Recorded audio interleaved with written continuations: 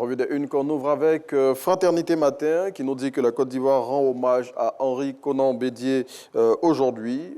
La cérémonie va se tenir au palais présidentiel en présence du chef de l'État Alassane Ouattara. Et avant l'hommage de ce jour, le président de la République, il faut le savoir, a assisté à la levée de corps et à la messe qui a été dite pour le repos de l'âme de l'ex-chef d'État hier. C'était à la cathédrale Saint-Paul du Plateau.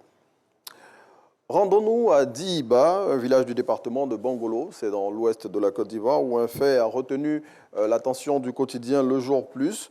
Selon le confrère, suite au décès d'une dame, son époux et ses parents pris de colère ont incendié plusieurs maisons des parents de la défunte et récupéré le corps de celle-ci pour empêcher son inhumation.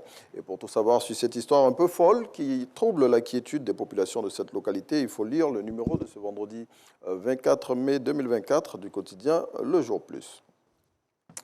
Faye Mers, le sélectionneur national, a dévoilé sa liste pour les 2 prochaines rencontres des éliminatoires de la Coupe du Monde 2026 hier. 5 nouveaux joueurs intègrent le groupe des éléphants. Ce sont notamment Lat Emmanuel qui évolue à Middlesbrough en 2e division anglaise, Evan Guessand, l'attaquant de Nice en France, ou encore Christopher Opéry, le latéral gauche du Havre. Et selon Supersport, ces 5 renforts vont permettre de s'imposer face au Gabon et au Kenya lors des 2 prochains rendez-vous des éléphants.